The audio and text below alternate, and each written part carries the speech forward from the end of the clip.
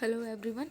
तो आज हम करेंगे कॉस्ट ऑफ कैपिटल का last topic which is cost of weighted average capital. हम रिवाइज कर लेते हैं हमने क्या क्या कर लिया। Computation of cost of capital कर लिया हमने। इसके दो पार्ट्स थे जिसमें हमने कॉस्ट ऑफ डिबेंचर कर लिया, रिडीमेबल भी, इररिडीमेबल भी, बिफोर टैक्स भी और आफ्टर टैक्स भी। हमने ये इलिस्ट्रेशन समझा। उसके बाद हमने किया रिडीमेबल डेट, इसका इलिस्ट्रेशन किया। फिर हमने किया cost of preference share capital, redeemable, irredeemable और इसमें बिफोर टैक्स होता है। तो आज हम करने वाले हैं weighted average cost of capital. जैसा कि मैंने पहले भी बताया था, तो weighted average cost of capital is the average cost of the cost of various source of financing. It is also known as composite cost of capital. जो हमने सोर्स ऑफ फाइनेंसिंग देखी थी, डिबेंचर्स थे, प्रेफरेंस शेयर थे या equity थी हमारे पास। तो अगर हम इसका पर्टिकुलर निकालते हैं तो वो हमारा specific source of cost of capital आता है। बट अगर हम इन सब का मर्ज करके मिला के एक साथ एवरेज निकालते हैं तो ये क्या कहलाता है, हमारा weighted average cost of capital, जिसे हम कंपोजिट कॉस्ट या फिर कंबाइंड कॉस्ट ऑफ कैपिटल भी कहते हैं। इसे हम इंडिकेट करते हैं KW से। के पैर में W, हमारा के कैपिटल होगा और W नीचे। अब हम करते हैं इसका प्रैक्टिकल। ये बहुत इजी है। इसे हम दो weighted average cost of capital हम दो मेथड से निकाल सकते हैं। हम इसे बारी बारी समझेंगे। फर्स्ट है हमारा weighted average cost of capital is equal to summation X W divide by summation W. X हमारा क्या है, cost of specific source of finance, and W है हमारा वेट और proportion of specific source of finance. Question में हमेशा हमें x और डब्ल्यू दिया होगा, कॉस्ट भी हमें दी होगी और वेट हमें निकालना सेकंड मेथड जो करेंगे उसमें हमें वेट निकालना पड़ सकता है। और अगर हम इस वाले मेथड इस वाले फॉर्मूले से करेंगे तो वेट हमें गिवन होता है। सो फर्स्ट ऑफ ऑल देखते हैं हमारे पास कौन कौन से सोर्स हैं। हमारे पास डिबेंचर है, प्रेफरेंस शेयर है, इक्विटी शेयर है, रिटेन अर्निंग भी है। What is retained earning? जब हमारे बिजनेस को सपोज़ इस ईयर हमारे बिजनेस को प्रॉफिट अर्न हुआ, हम इस प्रॉफिट को कहीं और इन्वेस्ट ना करके अपने ही बिजनेस में फॉर द नेक्स्ट ईयर हम क्या कर लेते हैं, इसे एज अ कैपिटल फंड की तरह यूज़ कर लेते हैं। तो ये हमने अर्निंग रिटेन करके रखी थी और हमने कैपिटल के लिए इसे यूज़ कर ली। तो यह क्या हो गया, हमारा रिटेन अर्निंग। हमने इसे इन्वेस्ट ना करके अपने ही बिजनेस में लगा दी एज अ कैपिटल। तो ये हो गया हमारा रिटेन अर्निंग। तो हमारा डिबेंचर कितना है, देखिए यहाँ पे लिखा है 4 lakh, preference share 1 lakh, equity share 2 lakh and retained earning 3 lakh. अब कॉस्ट, जो हमने अभी कॉस्ट निकाली तो वो हमने स्पेसिफिकली निकालनी सीखी थी। अब जब हमें वेटेड एवरेज कॉस्ट निकालना होगा तो हर एक सोर्स की स्पेसिफिक कॉस्ट हमें गिवन होगी। जैसे यहाँ पे है कॉस्ट ऑफ KD, देखिए यहाँ पे cost of debenture 15%, cost of preference 14%, cost of equity 12% and जिसे हम KE से डिनोट कर रखे हैं, और कॉस्ट ऑफ रिटेन अर्निंग जिसे KR से डिनोट कर रखा है विच इज़ 10%।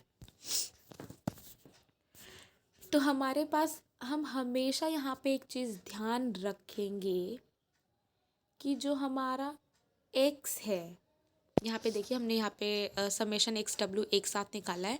तो जो हमारा पहले जो हमारा वेट है वो हमारा total of source of fund होगा। जैसे कि हमने 4 लाख को प्लस किया, फिर प्लस में 1 लाख प्लस 2 लाख प्लस 3 लाख, क्या आ गया हमारा 10 लाख।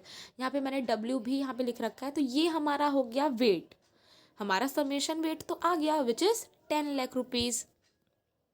अब हमें करना है समेशन XW। सबसे पहले हम देखेंगे कि x क्या है यहाँ पर। तो यहाँ पर x हमारा गिवन है। अभी हम देखिए मैंने यहाँ पर भी W लिखा है, यहाँ पर भी W लिखा है, वेट ये भी है और वेट ये भी है। पर अभी हम इस वाले ये वाला जो हमारा कॉलम है अभी हम इसको छोड़ देंगे क्योंकि हमने जो सेकंड मेथड करना है वेट, ये वाला वेट हमारा वहाँ पर कैलकुलेट होगा।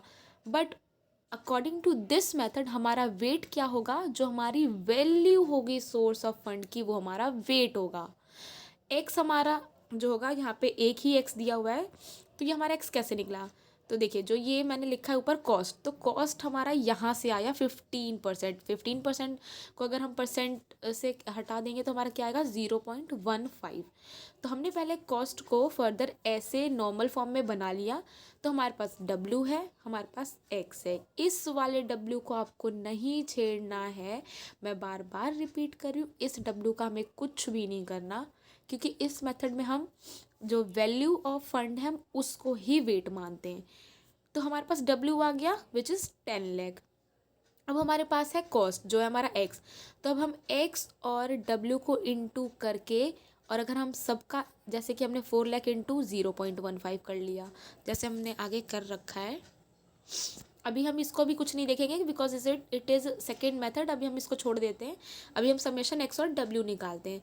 तो हमारा जो X था जो थी हमारी कॉस्ट, तो हमने कॉस्ट को W से, देखो यहाँ पे वेट से हमने मल्टीप्लाई किया। W क्या था हमारा 4 लाख, डिबेंचर 4 लाख इंटू में 0.15, यहाँ पर हमने वही कर रखा है 4 लाख इंटू में 0.15। उसके बाद ये हमारी वैल्यू आती गई, वेट आते गए, ये हमारा X आते गया, हमने इंटू किया, बाद में इन सबको हमने टोटल कर लिया। ये हमारा क्या गया समेशन XW। तो अब देखिए हमारा समेशन XW कितना था 1,28,000, और हमारा ये पूरा समेशन W कितना था 10 लाख। हमने इसको फर्दर डिवाइड किया और हमारा कितना आंसर आ गया, हमारा आ गया यहाँ पे 0.128। अब हमने इसे परसेंटेज में कैलकुलेट नहीं करना, इसलिए हमने यहाँ पे इंटू 100 का यूज़ नहीं किया, इसलिए हमारा आंसर भी 0.128 में ही आया। ओके, अब हम बात करते हैं सेकंड मेथड की।